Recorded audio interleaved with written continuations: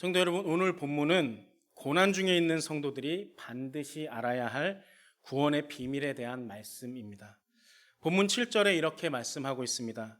너희 믿음의 확실함은 불로 연단하여도 없어질 금보다 더 귀하여 예수 그리스도께서 나타나실 때에 칭찬과 영광과 존귀를 얻게 할 것이니라. 아멘. 땅 속에 묻혀 있던 금광석, 이 원석도 순수한 금으로 만들기 위해서는 불로 수차례 연단을 해야 하는데, 하물며 죄 중에 깊이 빠져 있던 우리가 구원받은 의인의 삶을 살기 위해 연단을 받아 순수하게 되어야 하는 것은 당연한 이치가 아니냐 하는 뜻입니다. 그리고 이런 연단을 통해서 장차 예수님께서 재림하실 때 우리가 칭찬과 영광과 존귀를 받게 될 것인데, 이것을 너희가 안다면 어찌 주어진 시련들을 감사함과 기쁨과 찬송으로 이겨내지 않겠느냐 하는 말씀인 것입니다. 그런데 성도 여러분, 우리의 현실은 어떻습니까? 막상 시련 앞에 서면 내가 그동안 배우고 알고 있는 신앙의 원리대로 움직여지지 않습니다. 시련이 분명히 필요하고 연단을 받아야 진정한 신앙인이 된다는 것은 우리가 분명히 알고는 있는데, 정작 시련 앞에 서면 우리 몸과 마음이 따라주지를 않습니다. 자신도 모르게 하나님을 바라보지 않게 되고 시련만 바라보게 되니 우리는 실망하게 되고 좌절하고 낙담하게 됩니다. 몸과 마음이 굳어지기 시작하는 것입니다. 그런데 성도 여러분, 우리의 이러한 모습을 바라보며 가장 마음 아파하시는 분은 누구일까요? 바로 우리에게 시련을 허락하신 하나님이십니다. 그래서 하나님께서 우리가 시련을 이길 수 있도록 비법을 가르쳐 주셨는데, 그것을 기록한 책이 바로 이 성경입니다. 그렇다면 성도 여러분, 지금 오늘 베드로전서를 통해서 하나님께서 우리에게 가르쳐 주시는 시련을 이길 수 있는 비법이 무엇일까요? 우리에게 주어지는 시련은 잠깐이라는 것이고, 더군다나 하나님께서 졸지도 주무시지도 않고 우리를 보호해 주시기 때문에 우리가 이것을 믿고 감사함으로 기뻐 찬송하며 시련을 우리가 마주한다면, 이제 이 시련의 끝, 그러니까 곧 예수님께서 재림하는 그날에는 반드시 칭찬과 영광과 존귀의 면류관을 받게 된다는 것입니다. 그러므로 우리가 시련을 이길 수 있는 방법은 이 시련을 통과한 그 다음의 상황에 대한 믿음을 갖는 것입니다. 지금 우리에게 있는 시련을 보는 것이 아니라 시련을 이겨낸 그 다음의 상황을 우리가 믿는 것이 바로 그 방법인 것입니다. 결코 변하지 않는 하나님의 말씀, 곧 하나님의 언약을 바라보면서 이 현재를 살아가는 것입니다. 시련은 우리에게 해로운 것이 아니라 유익한 것이며, 우리는 이러한 시련을 이겨내면서 점점 더 멋진 하나님의 사람이 되어감을 믿는 것입니다. 그런데 성도 여러분, 많은 성도들이, 또 많은 사람들이 말하기를 우리 믿음의 선배들은 예수님을 직접 받고 또 수많은 기적들을 체험했기 때문에 이 믿음을 지킬 수 있었던 것이지, 아니 우리에게도 그만한 체험을 하면 믿음을 지킬 수 있다고들 말합니다. 정말 그렇습니까? 우리 믿음의 선배들이 예수님을 직접 보고 기적을 많이 체험했기 때문에 순교에 이르기까지 믿음을 지킨 것일까요? 본문 8절 9절 말씀에 이렇게 말씀합니다. 예수를 너희가 보지 못하였으나 사랑하는도다. 이제도 보지 못하나 믿고 말할 수 없는 영광스러운 즐거움으로 기뻐하니 믿음의 결국 곧 영혼의 구원을 받음이라. 지금 사도 베드로는 베드로전서의 수신자인 초대교회 성도들도 우리들처럼 예수님을 직접 보지 못한 자들임을 분명하게 말씀하고 있습니다. 그들이 목숨의 위협을 받는 시련 중에서도 신앙을 지킨 것은 예수님을 직접 보았기 때문이 아닌 것입니다.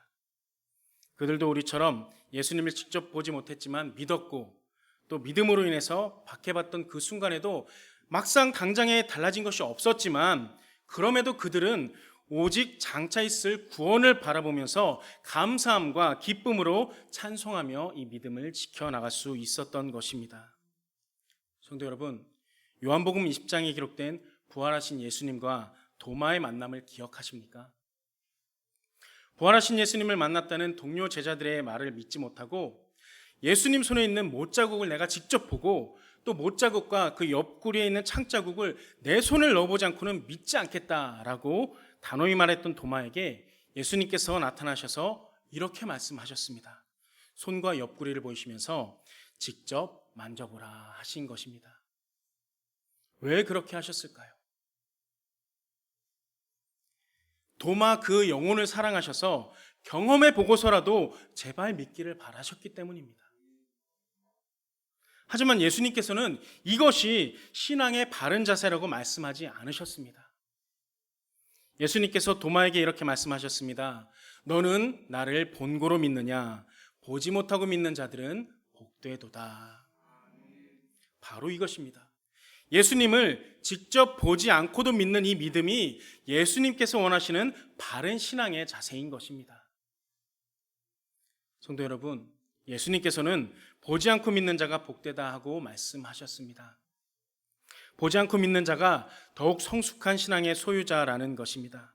그리고 이 말씀은 곧 예수님을 보지 않고도 또 기적을 직접 체험하지 않고도 믿을 수 있는 것이 복음이라는 것을 밝히신 것입니다. 그러므로 성도 여러분, 혹시 여러분 의심되는 말씀이 있고 또 그것을 직접 체험하기 전까지 믿지 못하겠다고 생각되는 그런 말씀이 있으시다면 오늘 그 말씀을 다시 읽으시고 그것을 믿음으로 받아들이시기 바랍니다. 성도 여러분, 말씀이 그렇다면 그렇습니다. 말씀이 그렇다면 그런 것이고 그렇게 하시면 반드시 성령께서 그 말씀을 이해할 수 있는 지혜를 주실 것입니다. 이제 이어지는 말씀은 예수 그리스도의 복음이 어디서부터 시작되었는지에 대한 말씀입니다. 그런데 우리가 이 구원의 은혜는 예수님께서 오시기 오래전에 미리 앞서 하나님을 믿던 선지자들이 하나님께로부터 계시로 받은 것이라고 본문에 말씀하고 있습니다. 물론 그들도 예수님을 보지 못한 상태에서 예수님을 믿었고 예수님에 대한 예언을 기록했습니다. 본문 10절 11절 말씀에 이렇게 말씀합니다. 이 구원에 대하여는 너에게 임할 은혜를 예언하던 선지자들이 연구하고 부지런히 살펴서 자기 속에 계신 그리스도의 영이 그 받으실 고난과 후에 받으실 영광을 미리 증언하여 누구를 또는 어떠한 때를 지시하시는지 상고하니라. 예수님의 복음은 어느 날 갑자기 짠 하고 일어난 사건이 아니라 예수님께서 이 땅에 오시기 오래전부터 이미 예수님의 영이신 성령께서 장차 오실 그리스도에 대해 선지자들에게 계시하셨고 이 계시를 받은 선지자들이 그것을 자세히 살피고 연구해서 그리스도께서 어느 때 어떻게 고난을 받으시고 영광을 받으시는지 우리에게 알렸다 하는 말씀입니다. 그리고 그것을 기록한 책이 바로 구약 성경입니다. 그러므로 구약 성경에는 하나님께서 감추셨던 비밀을 풀 수 있는 지침이 기록되어 있고 또 무엇이 진리이고 또 무엇이 구원의 길이며 어떻게 하면 구원을 받을 수 있는지 또 그것을 위해 어떻게 살아야 하는지 등에 대한 설명이 아주 자세하게 기록되어 있습니다. 그런데 역사적으로 초대교회가 형성될 당시에 아니 구약 성경은 폐기되어야 하는 것 아니냐 하고 주장하는 이단들이 적지 않았습니다. 왜냐하면 예수님께서 오셨으니까 그로 인해 구약의 예언이 완성되었다. 그러니 더 이상 구약 성경을 읽을 필요가 없다라고 하는 것입니다. 물론 현대에도 이런 주장을 하는 사람들이 적지 않습니다. 사실 구약 성경은 어떻게 보면 우리와 별로 상관이 없는 이스라엘의 역사와 지금은 사라진 성막, 제사법, 성전, 정결법 등 같은 것들이 기록되어 있고 내용도 우리 삶과 동떨어진 것이 좀 많이 있습니다. 그러나 가치면에 있어서 구약 성경이 신약 성경보다 덜하다고 말할 수는 결코 없습니다. 왜냐하면 구약 성경도 신약 성경과 마찬가지로 하나님께서 주신 말씀이기 때문입니다. 물론 구약 성경에 비해서 신약 성경이 구원과 진리에 대해 보다 구체적으로 설명하고 있습니다. 그래서 이렇게 표현하기도 합니다. 구약 성경이 힌트를 주는 책이라면 신약 성경은 정답을 주는 책이다라고 표현하기도 합니다. 그러나 예수님께서 친히 말씀하셨듯이 구약 성경을 읽어야만 예수님께서 수천 년 전부터 이미 예언된 이 메시아이심을 확인할 수 있고 또 예수께서 유일한 구원의 통로임을 더욱 확신할 수 있는 것입니다.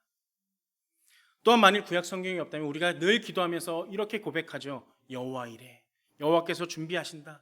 여호와 살롬. 여호와는 평강이시다. 여호와니시. 여호와는 나의 깃발이시다. 승리 하나님이시다. 임마누엘. 하나님이 우리와 함께 계시다. 이런 고백도 할 수 없는 것입니다. 그리고 또 예언이 없다면 성취가 어떻게 있을 수 있겠습니까? 성도 여러분, 구약 성경도 진리에 대한 하나님의 말씀이 분명합니다. 풍성한 영적 교훈과 강력한 메시지가 한 구절 한 구절에 배어 있다는 것입니다. 그러므로 구약 성경을 경시하거나 어렵다고 회피한다면 그것은 곧 하나님의 말씀을 반쪽 귀와 반쪽 눈으로만 듣고 읽는 것과 마찬가지인 것입니다.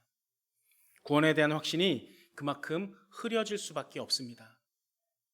그런데 성도 여러분, 여러분은 구원에 대해서 어떠한 생각을 갖고 있으십니까? 구원의 날이 기다려지십니까? 구원의 날이 기대가 되십니까? 구원받을 것만 생각하면 설레서 잠이 오지 않으십니까? 네. 원래 모든 인간은 처음부터 구원에 대한 소망과 기대를 갖고 창조되었습니다.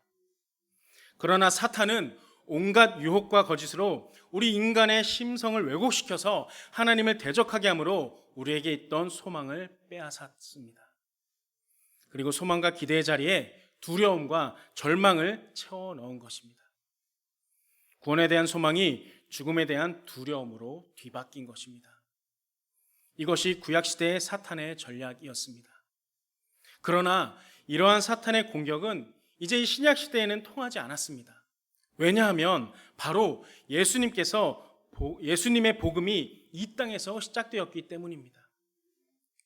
죽음과 절망은 오히려 복음을 받아들이는 촉진제가 되었습니다. 그래서 사탄은 전략을 바꿉니다. 그것은 바로 구원에 대해서 무관심하게 만드는 것입니다.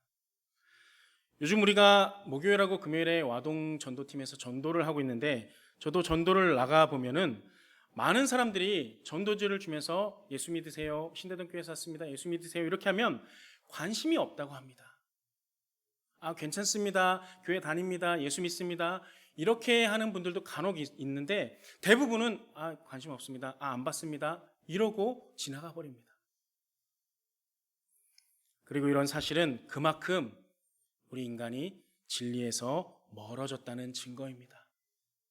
성도 여러분, 죽음을 두려워하는 사람에게는 이 복음을 전하는 것이 그래도 나름 수월합니다. 그러나 아예 무관심한 사람들에게는 복음을 전하는 것이 무척이나 어렵습니다. 관심도 없는 사람에게 영혼의 구원을 전하는 것은 차라리 전할 때 반발하는 사람에게보다도 훨씬 어렵습니다. 그러므로 우리가 분명히 알아야 할 것은 구원에 대해 무관심한 것은 그냥 지나칠 수 없는 영적 타락의 적신호라는 사실입니다. 누군가 나는 구원에 대해서 관심이 없어요 라고 말을 한다면 이것을 가볍게 여겨서는 안 되는 것입니다. 안 받으니까 그만, 안 받았으니까 됐어, 이것이 아닙니다. 반드시 장차 그에게 임하게 될 영원한 심판을 기억하고 그 영혼을 위해서 우리는 사랑과 관심을 쏟아야 하는 것입니다. 성도 여러분, 이것은 해도 되고 안 해도 되는 선택의 문제가 절대 아닙니다. 이것은 하나님께서 그들보다 우리를 먼저 구원하신 이유이며 우리 믿음의 선배들이 고난 중에서도 찬송하며 믿음을 지킨 이유입니다. 그러므로 우리는 그 영혼에게 구원에 대한 관심과 소망을 성령께서 채워주시기를 간절히 기도하면서 복음을 전하는 데 최선의 노력을 다해야 되겠습니다. 그렇게 하면 성령께서 그 마음의 문을 여시고 복음이 그를 살려내는 역사를 눈으로 보게 될 수 있는 줄로 믿으시기 바랍니다. 이제 마지막으로 베드로는 선지자들에게 계시된 복음이 어떤 과정을 통해 우리에게까지 전해지게 되었는지 말씀하고 있습니다. 본문 12절에 이렇게 말씀합니다. 이 섬긴 바가 자기를 위한 것이 아니요 너희를 위한 것임이 계시로 알게 되었으니 이것은 하늘로부터 보내신 성령을 힘입어 복음을 전하는 자들로 이제 너희에게 알린 것이요 천사들도 살펴보기를 원하는 것이니라. 먼저 베드로는 본문 10절과 11절에 기록된 것처럼 이제 구약의 선지자들이 자신에게 계시된 예수님의 구원에 대해서 이것을 부지런히 살피고 상고한 이유는 그들 자신을 위한 것이 아니고 후대의 그리스도인들을 위함이었다고 말씀하는 것입니다. 베드로가 이 사실을 언급하고 있는 것은 예수 그리스도의 구원은 어느 날 갑자기 이루어진 생소하고 낯선 것이 아니라 아까 말씀드린 것처럼 이미 구약 시대로부터 시작되어서 신약 시대에서 성취된 계시임을 강조하기 위한 것입니다. 그리고 이 복음은 하늘로부터 보내신 성령을 힘입어 복음을 전하는 자들로 이제 너희에게 알린 것이요 하고 말씀하는데, 하늘로부터라는 이 표현은 그 주체가 분명하게 성부 하나님심을 강조하는 표현입니다. 하나님으로부터 왔다는 것입니다.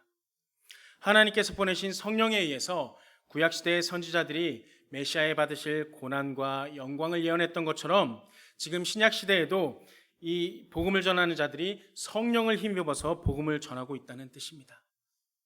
특히 여기에서 성령의 절대적 역할을 강조하는 것은 이 성령을 힘입지 않으면 그 누구도 복음의 일꾼이 될 수 없다는 것을 이 베드로는 절실히 느꼈기 때문입니다. 그러니까 베드로의 신앙 고백이라고 할 수 있습니다. 베드로는 오순절 성령 강림 이전에는 예수님을 배신하고 아무런 사역도 하지 못한 무기력한 사람이었지만 성령이 임하자 수천 명을 회심시키는 등 놀라운 복음 전도자로 변화되었습니다.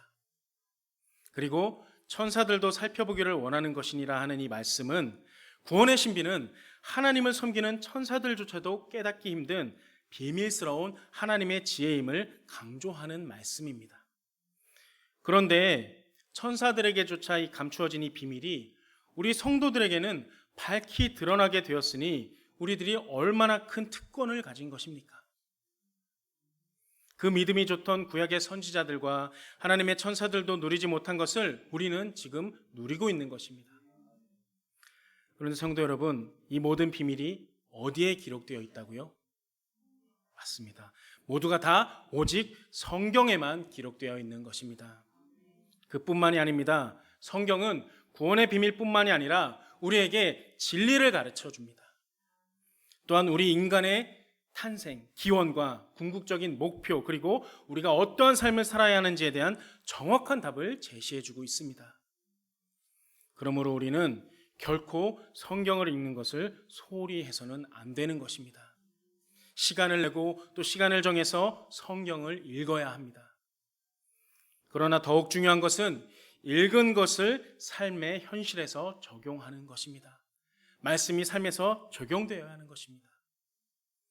그렇게 하실 때 믿음의 시련도 거뜬히 이겨낼 수 있다는 것입니다.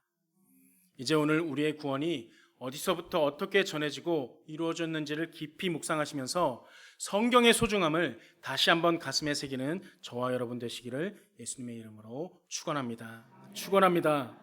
기도하겠습니다. 지금도 살아 역사하시며 진리의 말씀으로 우리를 믿음의 길로 인도하시는 사랑의 하나님 아버지, 믿음이 세상 그 무엇보다도 귀한데 거저 얻어지는 것이 아님을 알고 고난의 연단이 저희 앞에 다가올 때 오늘 말씀을 기억하게 하옵소서. 믿음의 선배들이 핏값으로 남겨준 교훈의 말씀을 우리의 지혜로 삼고 믿음을 지키고 달려갈 길을 달려갈 수 있도록 하나님 함께하여 주시옵소서. 그리하여 우리도 후손들에게 좋은 믿음의 선배들이 될 수 있도록 하나님 인도하여 주시옵소서. 오늘 말씀이 들었사오니 이 들은 말씀 듣는 것으로 그치는 것이 아니라 말씀 우리 마음판에 잘 새겨서 말씀이 그렇다면 그런 것인 줄 알고 성령의 능력에 힘입어서 말씀대로 살아가는 우리가 될 수 있도록 하나님 인도하여 주시옵소서. 감사드리며 예수님의 이름으로 기도드립니다. 아멘.